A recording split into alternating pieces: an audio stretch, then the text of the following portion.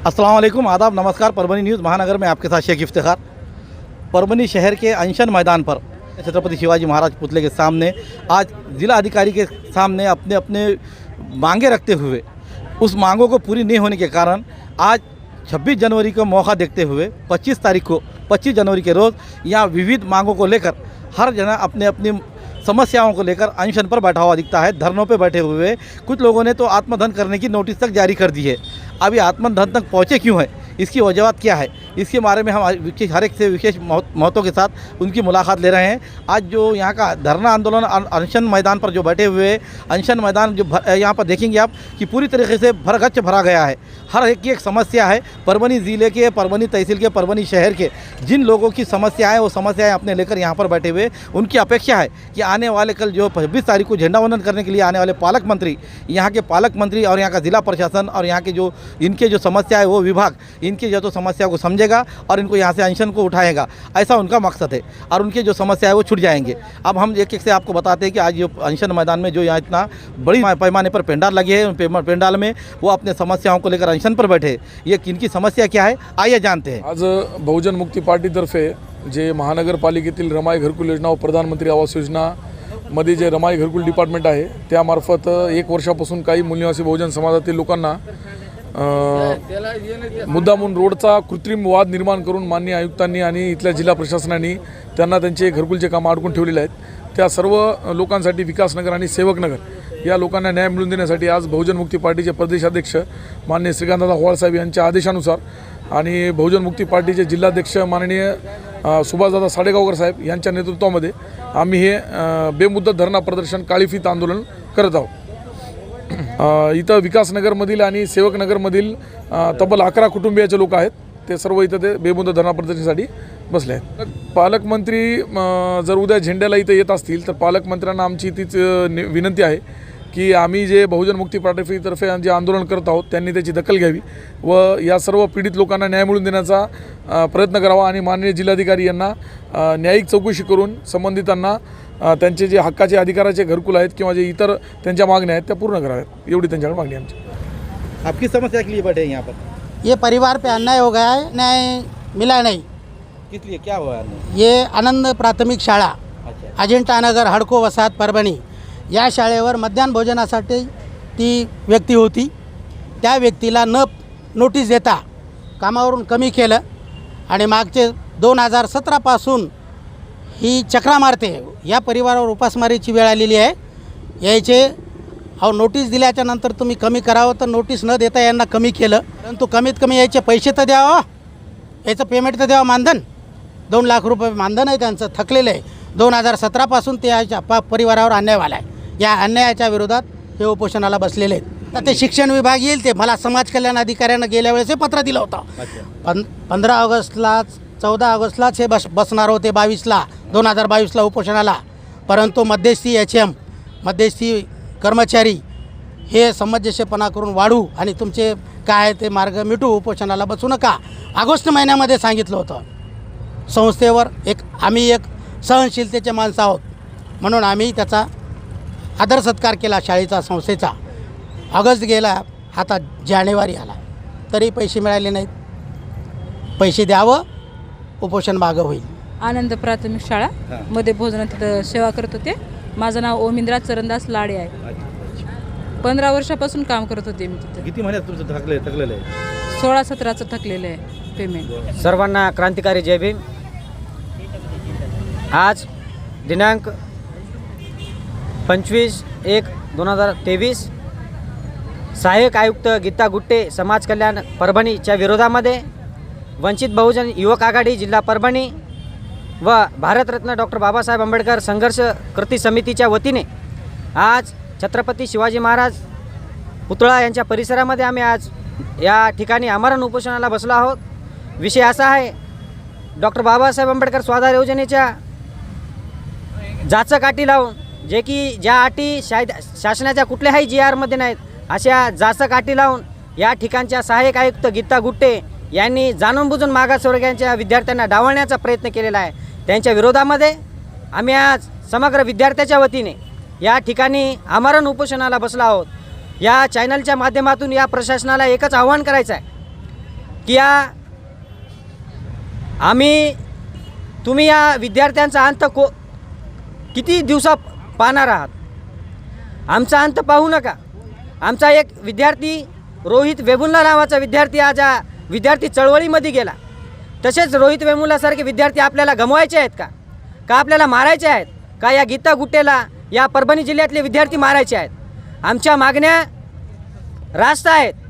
ज्या शासनाच्या नियमाप्रमाणे या स्वाधार योजनेला लागणारे जे काही डॉक्युमेंट आहेत त्या विद्यार्थ्यांना पूर्तता करूनही जाणून बुजून या ठिकाणच्या सहाय्यक आयुक्त गीता गुट्टे यांनी जाणून बुजून विद्यार्थ्यांना डावलण्याचा प्रयत्न केलेला आहे. त्या गीता गुट्टेचा मी या ठिकाणी सर्व विद्यार्थ्याच्या वतीने, वंचित बहुजन युवक आघाडीच्या वतीने मी या ठिकाणी जाहीर निषेध करतो. आणि आमच्या मागण्या पूर्ण नाही झाल्या येत्या काळामध्ये या 1200 विद्यार्थ्यापैकी बरेचसे विद्यार्थी आत्मदहनाचा इशारा देऊ शकतात, असं मी या ठिकाणी या परभणी जिल्ह्याच्या जिल्हाधिकारी मॅडमला या चॅनलच्या माध्यमातून सांगू इच्छितो. आमचा अंत पाहू नये. आमच्या मागण्या पूर्ण जर झाल्या नाही तर या परभणी शहराचं चित्र हे विद्यार्थी वेगळ्या रूपाने करून ठेवतील. माझी विनंती आहे या जिल्हाधिकारी मॅडमला की या गीता गुट्टे सहाय्यक आयुक्तांना तात्काळ निलंबित करून या विद्यार्थ्यांना न्याय द्यावा अशी विनंती आपल्या चॅनलच्या माध्यमातून करतो. एवढं बोलतो, थांबतो. जय भीम. हम परभनी जिले के रहवासी है और हमारे मांगनियाँ 21,000 के उत्पन्न के लिए है और उसमें विधवा बेवा उनके जो पगारा बंद हुए वाले ये लोगों को तक पगारा चालू करना चाहिए. 2019 में जो पगारा बंद हुए वाले उसके लिए हम बैठे वाले यहाँ पर और इसके लिए कि हम कल से बैठे वाले और अभी तक तो हमारे पास कोई आया नहीं और कोई पूछा नहीं हमको और ये हम उठने वाले नहीं है जब तक ये बंद के लोगों को चालू करते नहीं बोल के हमको लेकी नहीं देते जब तक हम उठने वाले नहीं है यहाँ से. ये आपके जो निराधार के गरीबी विरोधी धोरण जो विरोध आया है तो हम धोरण का मामला क्या है यार? किसी वजह से आपके जो कितने लोग वंचित रह रहे पैसों से? ये वंचित चालू पगारा तक वंचित में बंद डाले वाले, बंद कर दिए. हाँ बंद करे वाले. 2019 में जो पगारा बंद करे वाले ये तुरंत चालू करना. तहसीलदार कने हमने अर्ज करे तो उन्होंने बोले कि नए से इनका अपलोड करो फाइल. अब हाँ तो ये लोग कर नहीं सकते क्यों? तो चालू पगारा बंद करने के बाद कोई करेंगे क्या? ये लोग खाने को बैठे होले महंगे आज और ये आमदार खासदार को 1.5 2 लाख रुपए दे के पगार आए तो उनके फंड में से नहीं दे रहे. खाली यहाँ पे आके आश्वासन दे देते हम कर देंगे और हम पूछने गए तो हम बोलते हम मंत्रालय में बात उठाएंगे. ये इसलिए हमने 21 का जो प्रकरण है ये हाई कोर्ट की और सुप्रीम कोर्ट की दिशा भूल कर रहे क्यों? तो ये 21 में मिले वाला है. अभी तुम्हारी तहसीलदार से जिलाधिकारी के पास क्या मांग करे आप? मांगनी ये है कि बंद के लोग चालू करना और 21,000 का उत्पन्न तुरंत चालू करना, ये मांगनी है हमारी. जो है वो DRD में बच्चे बता रहे अपात्र कर रहे वो बंद कर देना और DRD में बच्चे भी रहे तो इनको चालू करके देना, ये हमारी मांगनी है. कशाबद्दल बसले का? लक्ष्मण सिंग मदन सिंग चंदेल, राहणार मालेवाडी, तालुका गंगाखेड. मालेवाडी येथील 160 मीटर लांबीचा रस्ता ग्रामपंचायतचा त्याच्यातून 80 मीटर झालेला आहे कॉन्क्रीटचा आणि जिथं अतिक्रम आला तिथे सोडून दिलेला आहे. सरपंच, BDO, ग्रामसेवक याच्या कायदेशीर कारवाई व्हावं यासाठी आम्ही बसलेलो आहे. जोपर्यंत अतिक्रमण उठत नाही तोपर्यंत आम्ही हटवीत नाही तोपर्यंत आम्ही इथून उठणार नाही. पूरग्रस्तामध्ये घर भेटलं होतं ते रिकामा कमिटी हॉल होता सार्वजनिक सोडलेला त्याच्यात सुनीताबाई खंदारेने ताबा केला आणि मला मारायला लोक आणले होते काही दिवस म्हणून ते कलेक्टरला 6/21 अर्ज दिलेले आहे इथं. तर आतापर्यंत आम्हाला काहीच निर्णय मिळाला नाही म्हणून बसलो आणि काय आपल्या प्रशासनाकडून काय अपेक्षा आहे? मोजे टाकळे, माझं नाव निलेश डुमने आहे. मोजे टाकळी कुंभकर्ण, तालुका जिल्हा परभणी. अतिशय रोडवर असलेल्या गावामध्ये अतिशय निकृष्ट दर्जाचा रोड सुरू झालेला आहे. रस्ता सुरू होतानाच आम्ही सांगितलं होतं की त्या ठिकाणी इस्टिमेटनुसार आणि रस्ता उकरून काम करा, परंतु वास्तविक जर बघितलं तर त्या ठिकाणी सरपंच, गुत्तेदार, जिल्हा परिषद अभियंता आणि पंचायत समितीचा अभियंता जोशी यांनी संगनमत करून अतिशय निकृष्ट दर्जाचा रोड केला आणि 21 दिवसाच्या आतमध्ये रोड हा उरलेला आहे. आमची प्रामुख्यानं अशी मागणी आहे की हे सर्वजण एक आहेत आणि यांनी मिळून मिसळून पैसे या ठिकाणी मोठ्या प्रमाणात भ्रष्टाचार केलेला आहे. आमची अशी मागणी आहे की सार्वजनिक बांधकाम विभागाचा जो चांगल्या प्रकारचा इंजिनियर असन त्याच्यामार्फत याची चौकशी करून उच्चस्तरीय चौकशी झाल्यानंतर यांच्यावर गुन्हे दाखल झाले पाहिजे अशी प्रामुख्यानं मागणी आहे. कारण की विशेष बाब अशी आहे की हा जो भ्रष्टाचार फक्त एकाच गावात नाही, असा या जिल्ह्यामध्ये कित्येक ठिकाणी भ्रष्टाचार होत आहे. पण शासन आणि प्रशासन झोपीत आहे, अतिशय दुर्लक्ष करत आहे आणि अशा प्रकारचं काम असल्यामुळं शासन आणि प्रशासनाचं फसवणूक होत आहे, पण सर्वसामान्यांना याचा त्रास भोगावा लागत आहे. आमची अपेक्षा अशीच आहे, उद्या पालकमंत्री येत आहे, याच्या योग्य दखल घेऊन सार्वजनिक बांधकामाच्या तर्फे जर चौकशी झाली तर ठीक आहे, नाहीतर याची वेगळी स्टेप हे वेगळ्या प्रमाणाची राहील. आपण कोण कोण बसलेले उपोषणाला? आम्ही या ठिकाणी 4 जण उपोषणाला बसले आहे. प्रामुख्याने मी निलेश डुमने आहे, माझ्यासोबत दीपक धाडवे आहे, गौतम मगरे आहे, समाधान मुंडे आहे आणि उद्या अनेक ग्रामस्थ या ठिकाणी येणार आहे. बड़े शहरों में जाने की जरूरत नहीं, पुरानी बीमारियों पे गारंटी के साथ इलाज, सभी प्रकार के मूल्यात की बीमारियों को जड़ से खत्म किया जाता है परभनी में। संपर्क डॉक्टर गोविंद कामटे, आयुर्वेदिक विद्या विशारद, बालाजी आयुर्वेदिक प्राकृतिक चिकित्सा केंद्र, शाखा नंबर 1, उघड़ा महादेव, इलाका महात्मा बसवेश्वर चौक, कारेगांव रोड, परभनी। सुबह 8 बजे से रात 10 बजे तक। संपर्क 9921691008। राहणार आसोला, तालुका जिल्हा परभणी, सुदाम रामराव मकासरे. या उपोषण घेण्याचं कारण एकच आहे की आमची जी शमशानभूमीची जागा आहे बौद्ध समाजाची आणि डॉक्टर बाबासाहेब आंबेडकरांचा जे पुतळा त्याचा जे परिसर आहे ते आम्हाला पहिला जसा होता तसाच ठेवावा. आसोला बाजू RTO ऑफिसची त्याच्यामध्ये हद्द यायली, त्याबद्दल उपोषण धरण्याचा. आपली मागणी काय आहे?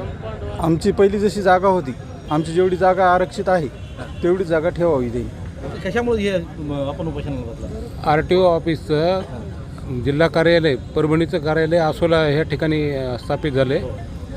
ते डॉक्टर बाबासाहेब आंबेडकरांची आरक्षित जागा असून त्या जागेच्या याच्यावर RTOचं कंपाऊंड वॉलची भिंत यायली. त्यांना आम्हाला कलेक्टर ऑफिसला 4 वेळेस निवेदन देऊनही ती काय मनमानी करायला आमच्या काय ऐकायच्या मनस्थितीमध्ये नाहीत RTO मॅडम. त्याकरता आम्ही उपोषणाला बसलो. आम्ही नंतरही हे आंदोलन चालू ठेवणार. आमची जर अपेक्षा जर नाही झाली, कंपाऊंड वॉल जर त्यानं मॅडमनं त्याच्या हद्दीमध्ये जर नाही घेतला तर आमच्या जागेमध्ये बांधू लागले तर आम्ही ते होऊ देणार नाही, तर आम्ही आंदोलन चालू ठेवू. डॉक्टर बाबासाहेब आंबेडकरांची जागा, आमची शमशानभूमी, बाबासाहेबाच्या पुतळ्याची सर्व जागा आमच्यासारखीच व्हावी ही विनंती. मैदान पे बैठने की वजूहत क्या है, क्या मकसद है? 10 साल में सर मैं कम से कम 5 या 6 मरतबा बैठा हूँ. इससे पहले आप मेरा इंटरव्यू लिए थे, 6 मरने की परवानगी लिया था मैं यहाँ. अच्छा, यहीं लिया था. तो 10 साल से मेरे को सर 5 बार आश्वासन दे के उठा रहे, काम कुछ भी कर रहे नहीं. ये ऐसा वैसा बोल के कुछ भी वो कर रहे. संस्था चालक, शिक्षक विभाग, ये सब मिल के फसवणूक कर रहे. खाली आश्वासन दे रहे, काम कुछ नहीं कर रहे. सर ये मेरे पास पूरे A to Z सबूत है कि संस्था चालक कैसा है, क्या क्या है उसमें सब.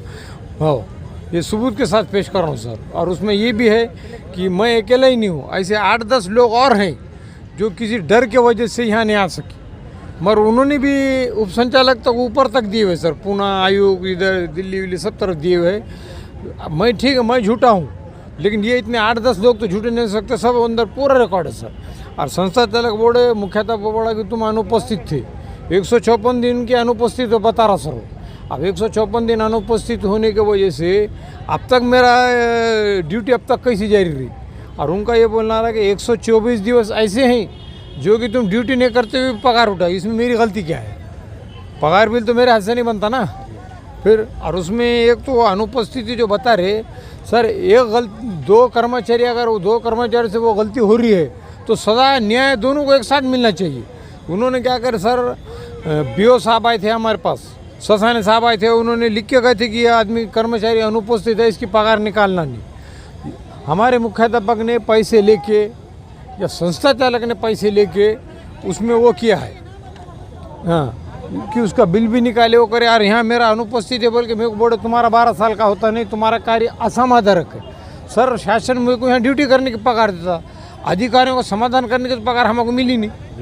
बराबर है.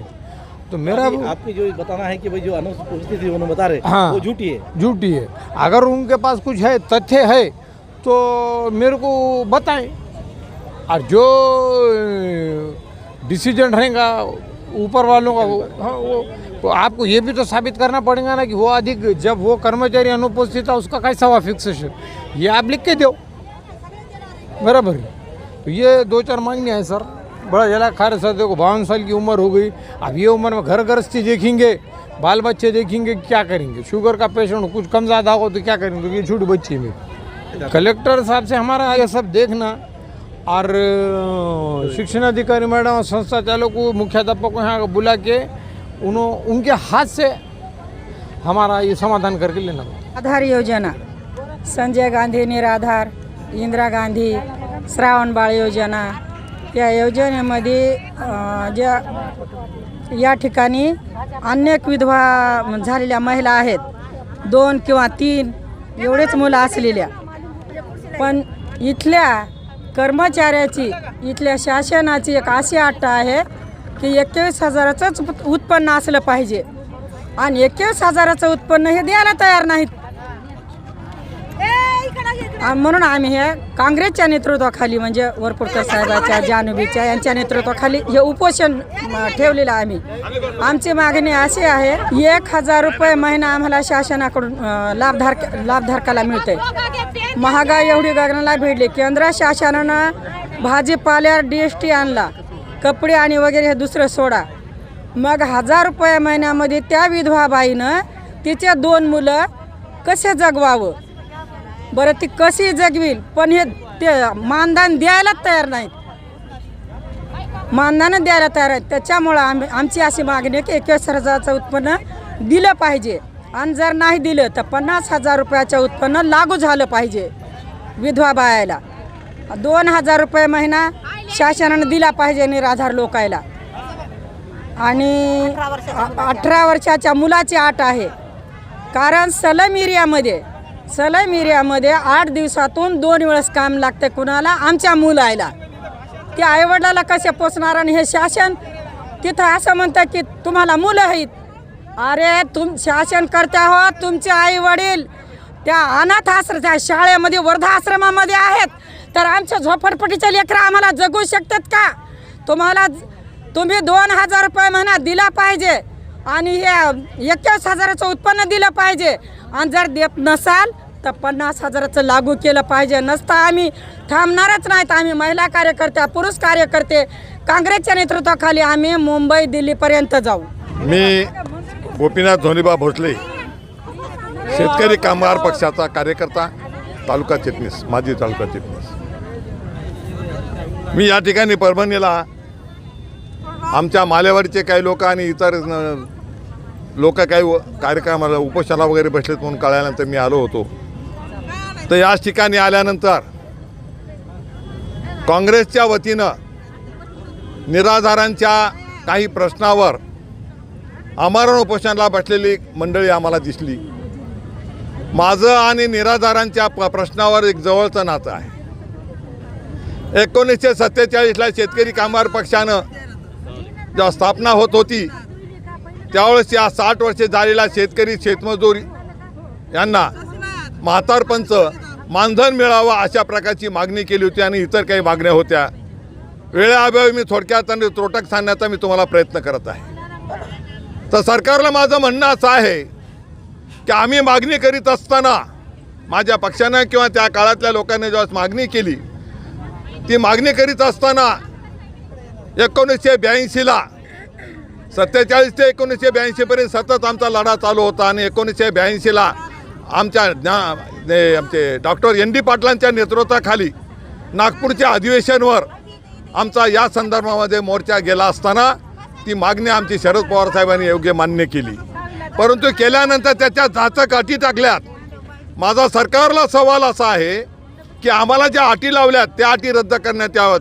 कुठलीच उत्पन्नाची अट नसू नये, आम्हाला दुसरी अट कोणती, लेकरं बाळा आणि जमिनीची सुद्धा अट नसली पाहिजे. आम्हाला फक्त अट असली पाहिजे, आमचं वय 60 ते 65 वर्ष झालं असेल तर तेवढंच बघा, बाकी काहीच पाहिजे नका.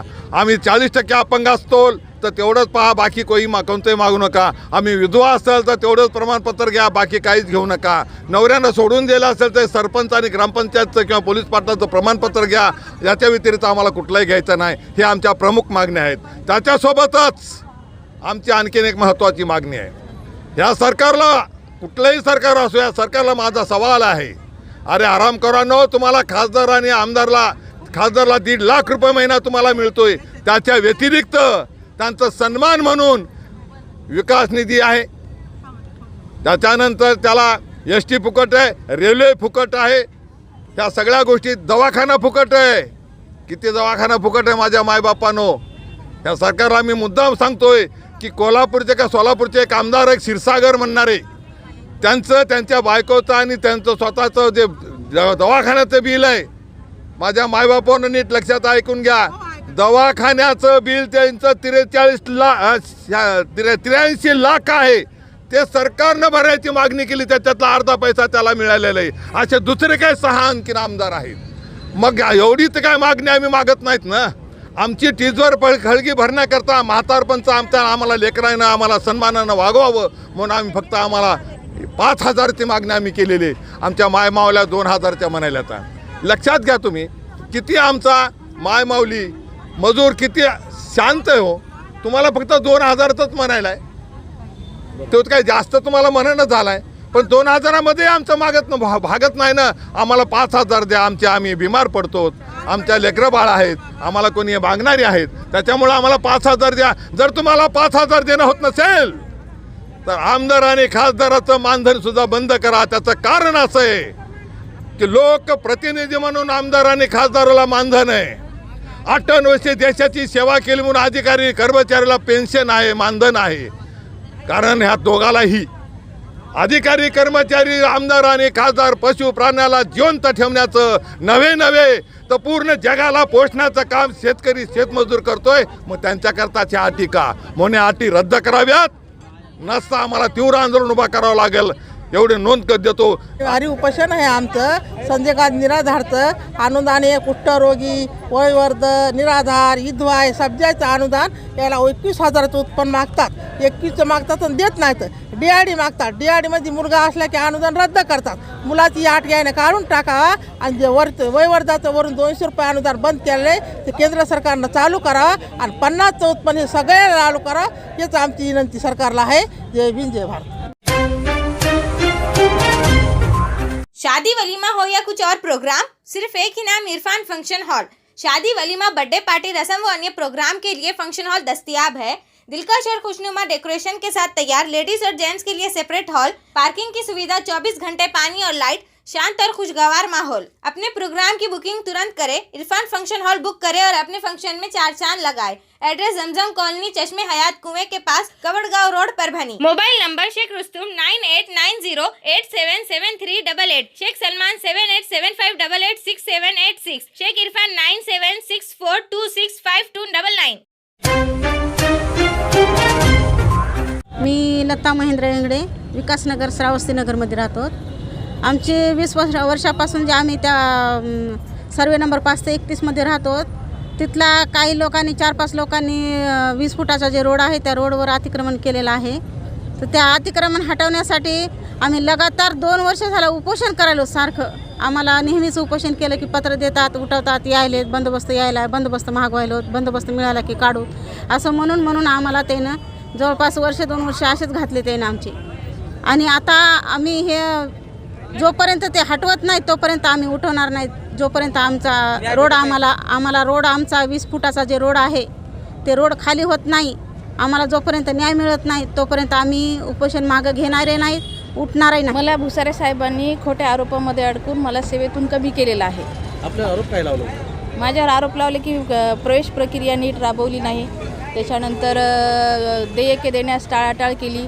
वास्तवामध्ये देयके जे दरपत्रक होते, दरपत्रक भुसारे साहेबांनी मान्य केलं नाही, त्यांनी स्वतःजवळ ठेवून घेतले. आणि दरपत्रक मान्य न केल्यामुळे मी देयकावर सही कशी करणार आहे? कारण जे अकाउंट आहे KGBVचं ते अकाउंट गटशिक्षण अधिकारी आणि मुख्याध्यापिका या दोघांचं जॉईंट अकाउंट आहे आणि देयकावर दोघांचीही स्वाक्षरी लागते. जर दरपत्रकच मान्य नसेल तर स्वाक्षरी कसं करणार आहे? अशा प्रकारचा आशय मी टिप्पणीवर लिहिल्याच्या नंतर भुसारे साहेबांनी जे इव्हिडन्सेस आहेत ते CCTV फुटेजेस अंतर्गत फाडलेले होते. आणि मी वारंवार निवेदन दिलेलं आहे की भुसारे साहेबांनी हा प्रकार केलेला आहे, मला न्याय द्यावा, पण अद्यापही मला न्याय मिळालेला नाही. उलट पक्षी मला मुख्याध्यापक पदावरून कमी करण्यात आलेलं आहे. माझी मागणी एवढी, कस्तुरबा गांधी बालिका विद्यालय परभणी येथे मुख्याध्यापकपदी मी कार्यरत होते माझी एवढीच आपल्या माध्यमातून विनंती आहे की मला परत सेवेत सामावून घेण्यास आपण सहकार्य करावे. पीर से महात्मा ज्योतिबा फुले जन आरोग्य योजना के कर्मचारियों को निकालने की वजह से हमने बेमुद्दत उपोषण शुरू किया है.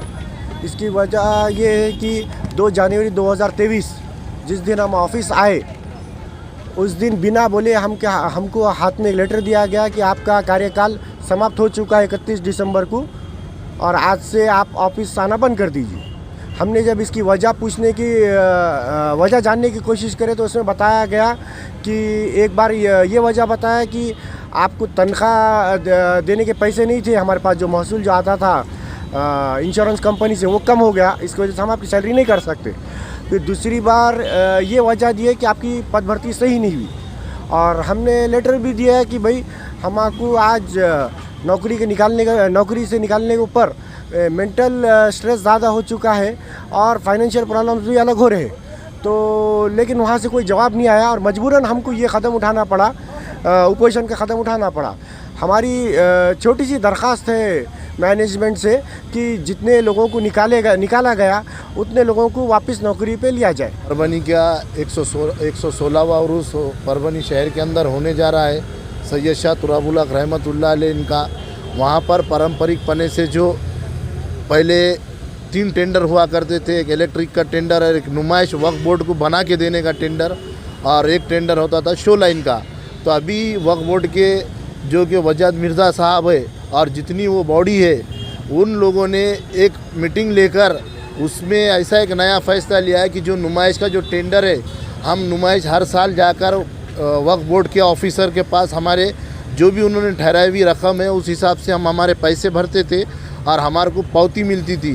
जिस तरीके से हमने 2020 में 3500 रुपये की पावती भरी थी तो आज बाद में कोरोना की वजह से 2 साल उर्स नहीं हुआ और आज 2023 में परभनी शहर का सैयद शाह तुराबुल हक रहमतुल्लाह अलैह का उर्स होने जा रहा है. तो वो लमसम जिसको नुमाइश उन्होंने बेच दिए तो आज उन्होंने वो कॉन्ट्रैक्ट एकदम महंगा लिए हुआ है. तो हमारी जो लड़ाई है वो वक्फ बोर्ड के मेंबरों से, ये फ़ैसला लेने वालों से है. और दूसरी बात ऐसी है कि आज उन्होंने जितनी महंगे में कॉन्ट्रैक्ट लिया है तो हमें 3500 रुपये में तो दुकान नहीं मिलेंगी. तो हमारा वक्फ बोर्ड से ये सभी व्यापारियों का, छोटे मोटे कारोबारियों का ये निवेदन है, ये आग्रह है और हम ये इल्तिजा भी करते हैं कि आप जल्द से जल्द ये कॉन्ट्रैक्ट रद्द करें और हमको हमेशा वक्फ बोर्ड के हिसाब से ही हमारे पावतियाँ दें. हम यहाँ पे जमा इसलिए हुए हैं कि 116 उर्स परभनी का जो 2-3 साल के बाद जो भरने वाला था तो इसमें हमारी ये उम्मीद थी छोटे मोटे व्यापारियों की भाई हम इस साल कुछ कमाई कर लेंगे. लेकिन यहाँ पे जो वक्फ बोर्ड के मेंबरों ने हमारे सपनों पे, हमारे इरादों पे जो पानी फेरा है उसलिए हम ये चाहते हैं हम सब व्यापारी मिलके कि इसको रद्द किया जाए और हमारा जो मकसद था उस उर्स में कुछ कमाई कर ले हम साल भर की. 2-4 साल से हम जो परेशान हैं, हमारे कारोबार नहीं है, धंधे नहीं है, तो ये उम्मीद थी हमको कि भाई इस साल उर्स भरेंगे और 2-5 लाख रुपए हम कुछ कमाएंगे मेहनत करके. तो वो हमारे उम्मीदों पानी फिर रहा है इनकी वजह से. 23 तारीख से हम यहाँ बैठे हुए हैं और इस पे हम कलेक्टर साहब से भी दरख्वास्त करते हैं कि वो इस पे ध्यान दे हमारे मजबूरियों पर और हमारा ख्याल रखे. उर्स होने जा रहा है ये 116वां उर्स, जिसमें व्यापारी लोग सब बाहर के, दूर के, परभनी के, हर तरफ के आने वाले लोग परेशान हैं. परेशानी की वजह ये है कि ये लोगों ने अपनी मनमानी कर रहे. मनमानी बोलो तो टेंडर जो करे है तो टेंडर कम से कम 90 दिन पहले होना, इन्होंने नींद में पत्थर मारे जैसा मारे. टेंडर दे दिए हैं तो टेंडर में रेट लिखे हैं 12,000 रुपये. 12,000 रुपये में एक दुकान. कौन से बेस पे 12,000 होती है जबकि 3600 की पावती है और 12,000. तो कितने गुने बढ़ते हैं, कैसे बढ़ते हैं ये ज़रा बताइए. जब तक टेंडर रद्द नहीं होगा जब तक हम उठने वाले नहीं. जैसा ये उम्मीद है कि मेरे को न्याय होना ज़रूरी है और मैं चक्रा मार मार के थक गया हूँ. और क्या मांग क्या है? मेरी मांग ये है कि जो 12 मुद्दे हैं, जो राशन दुकान वाले के टाइम पे देखो दुकान खुलना और उनका टोल फ्री नंबर होना और जो उनका जितने राशन है बीपीएल, अंतुले, जो भी है सबके लिस्ट होना उनकी पूरी लिखाई ली और किसका खाता, मतलब कि उसका मतलब कि उसका थक भागी कितना है, मतलब राशन में कितना बाकी है, उसको कितना बिकाया, वो सब होना। मतलब जैसे कि हाथ लग गई तो उसको आग बुझाने वाला कौन रहेगा एंड टाइम पे, राशन चलने के बाद किसको बोलेंगे। और उसके अंदर महीने में 26 दिन दुकान चालू रहना। जो राजनीति लोग आए उसकी भी दुकान है, और जो मतलब के लखपति जो लोग आए उनकी भी दुकान है। इनको दुकान दे रहा कौन? इन सबको दुकान देने वाले के सबके राशन रद्द होना, और जो जो इसके अंदर शामिल है उनके ऊपर सब कार्रवाई होना, कड़ी से कार्रवाई होना। जो अधिकारी हो, चाहे व्यापारी हो, चाहे कोई भी हो, जब बड़े से बड़े नेता हो, सबके ऊपर कड़ी से कार्रवाई होना। सब मिलके जुल के अधिकारी और दुकानदार, नायब तहसीलदार, वकमारी साहब, ये सब मिलके भ्रष्टाचार करा जा रहा परभनी के अंदर। परभनी के अंदर तो पहले बेरोजगारी बहुत है, और ये ऐसा करा जा रहा कि लोग राशन भी नहीं दे रहे जा रहा, ना कुछ भी नहीं। आज गौर गरीब क्यों मर रहे? कुछ बोला जरा आवाज़ करा जा रहा तो मेरे को धमकियाँ दे गए। मेरे को बोला तू क्यों मरता, तेरे घर के अंदर मैं रेट डाल दूंगा, तेरे घर के अंदर ऐसा कर दूंगा, तेरे को ऐसा फलाना बोल दूंगा। मैंने उनको पुलिस स्टेशन में जाके कंप्लेंट करा, कलेक्टर मैडम को जाके कंप्लेंट करा कि मैडम मेरे को जो है तो ये धमकियाँ दे जा रहे, और इसका मेरे पास वीडियो भी है। और आपके चैनल के माध्यम से मैं बोलना चाह रहा हूँ कि मेरे को न्याय होना। और ये राशन दुकान वाले घोटाला बहुत बड़ा कर रहे हैं इसके अंदर। मोजे पिंगळे येथील स्वस्त धान्य दुकानदार यांचा मनमानी कारभार, त्यांना जर म्हणलं राशन जर विचारलं तर त्यांना राशन आलं का नाही मला काही कळत नाही, मला काही माहीत नाही। आणि मी म्हणलं जर नवीन नाव करायचं तर कुणाकडतं ते सरळ म्हणतात तहसीलचं काम आहे, तहसीलनं ते करावं। मी म्हणलं तसं तर थोडंच असतं, असेल तर आम्हाला सांगा, कारण एखादा जर अपंग जर व्यक्ती असेल तर त्यानं तहसीलदारच्या कॅबिनला किंवा नायब तहसीलदाराकडे जायचं कसं? मग त्या प्रत्येक जन्माला आलेल्या प्रत्येक मुलाला आज त्या अंगणवाडीतर्फे खाऊ दिला जातो, सगळे आहार दिला जातो, अन्नधान्य। तर मग प्रत्येक जन्माला आलेल्या माणसाला राशन मिळणं ही काळाची गरज आहे, ते शासन देत आहे। मग हे दुकानदार आपल्या स्वतःच्या स्वार्थापायी ह्या अधिकाऱ्यांना हाताशी धरून गोरगरीब राशनवर डल्ला मारण्याचा एक प्रकार करत आहेत। तर मी वारंवार पुरवठा अधिकारी यांच्याशी वारंवार बोललो, त्यांनी नंतर मला म्हटले की ते दुकानदाराचं काम नाही, माझं काम आहे। दुकानदारानं मला त्यांच्याकडं अद्यापही माझं नाव समाविष्ट झालेलं नाही त्या ह्याच्यामध्ये राशन कार्डमध्ये। आणि नंतर त्यांना दुकानदाराला म्हणलं दिवाळी, आणि दुसरा विशेष मुद्दा म्हणजे आनंदाचा सीधा अख्ख्या देशामध्ये वाटला गेला मोदी साहेबांना आणि आपल्या फडणवीस शिंदे साहेबांना, परंतु यांनी मला अद्यापही आनंदाचा सीधा व माझे राशन दिले नाही। याविषयी वारंवार मी पुरवठा अधिकाऱ्यांना फोनवर बोलत आहे, त्यांच्या कॅबिनला जाऊन बोललो, पण त्यांनी कसल्याही प्रकारचं गांभीर्य न घेता तुम्ही फक्त दुकानावर जा, त्यांना मी सांगतो, आणि ते दुकानदार म्हणतात आमच्याकडे काही नाही, मला काही कळत नाही। आणि त्याचं दुकान नेहमीच बंद असते, फक्त कधी लोकांना फोन करून बोलवते ते त्याचं त्याला माहीत। आठवडी बाजाराच्या दिवशी नियमानुसार उघडे असणार, आठवडी बाजाराला सुद्धा उघडे नाही। त्याविषयी मला म्हणजे फोटो काढून आणा, मी फोटो नोट कॅनचा काढा, तरी पण ते म्हणतात हे नसते। मग कसं असते त्यांनी मला उत्तर द्यावं लगे।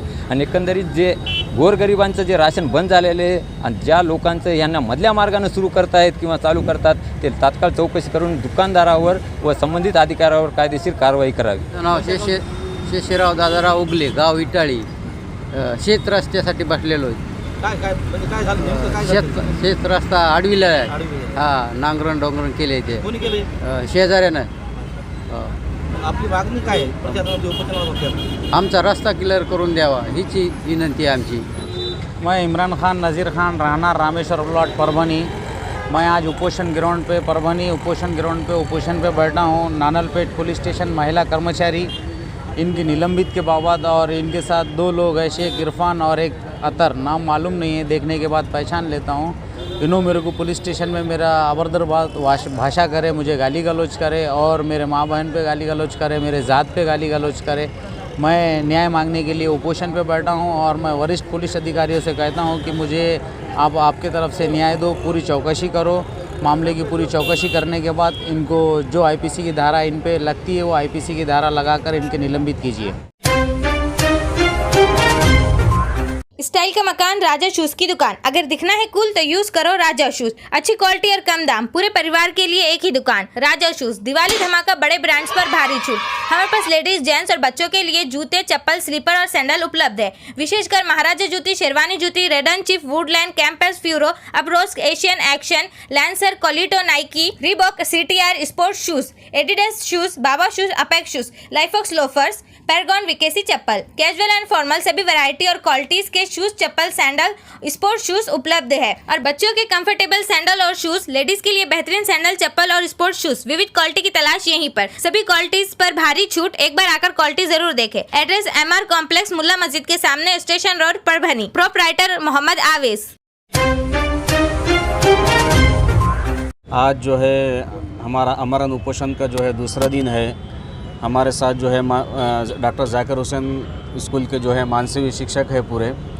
2014-15 से जो है हम लोग डॉक्टर जाकिर हुसैन हाई स्कूल मेन बिल्डिंग और बारादरी पर काम कर रहे हैं और 2020 तक और अभी भी 2022 में भी काम कर रहे हैं। 2020 में जब अलहाज अब्दुल रशीद साहब इंजीनियर का इंतकाल हुआ, उसके बाद जो है संस्था के अंदर 2 गट हो गए। 2 गट, एक नाज़िम अली साहब का और डॉक्टर अनवर अली शाह साहब का, जिसमें से अभी मामला चैरिटी कमीशन के अंदर प्रलंबित है।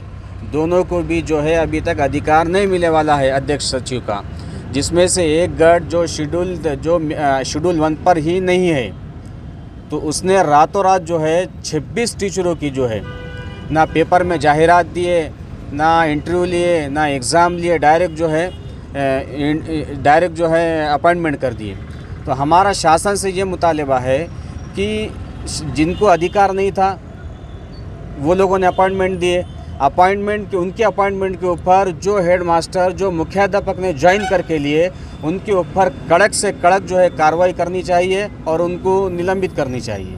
आमदार डॉक्टर राहुल पाटिल साहब ने भी जो है बात की है शिक्षण अधिकारी साहब से, आए थे भी यहाँ पर उन्होंने, और जो है उसके बाद शिक्षण अधिकारी ने जो है माध्यमिक ने भी और प्राथमिक शिक्षण अधिकारी ने भी जो है हमको ये पत्र दिए कि आप जो है नियुक्ति आदेश जो उनको जो दी वाला है वो लाकर जमा करो। हम जो है मुख्याध्यापक जो जिसने भी ज्वाइन कर लिए उनके ऊपर हम कार्रवाई करते हैं। यहाँ पर 5 टीचर उपोषण के लिए, अमरन उपोषण के लिए बैठे हैं। ये मराठी फाउंडेशन के नाम पर मरहूम रशीद साहब इंजीनियर ने आज से तकरीबन 8-9 साल पहले इनको ज्वाइन करके लिया था और 5,000 की मतलब मामूली रकम पर ये लोग तकरीबन 9 साल से काम कर रहे हैं। और उन्होंने ये आश्वासन दिया था कि जैसी पोस्ट खाली होंगे मैं आपको परमानेंट मतलब नौकरी पर लगाऊंगा। लेकिन बदकिस्मती से रशीद साहब इंजीनियर का इंतकाल हुआ और इंतकाल होने के बाद नाम निहात जो अपने आप को जाकिर हुसैन के मेंबर्स कह रहे हैं, चेयरमैन कह रहे हैं, सेक्रेटरी कह रहे हैं, जिनका एजुकेशन से या जाकिर हुसैन की तरक्की में कोई किसी किस्म का रोल नहीं है, जो सिर्फ रशीद साहब के कहने पर यहाँ दस्तखत करो वहाँ दस्तखत करो करने वाले लोग थे। लेकिन आज ये जो जैसा हमारे इल्म में आ रहा है कि बाद में तकरीबन 26 पोस्ट निकले थे। 26 पोस्ट में से एक मतलब 6 पोस्ट जो है ये मराठी फाउंडेशन के थे, उसमें से एक टीचर को उन्होंने वो 26 लोगों में समावेश करके लिया। सुना गया है कि ये 26 पोस्ट भरने में करोड़ों का भ्रष्टाचार हुआ है और इसमें रिश्वतखोरी ली गई है।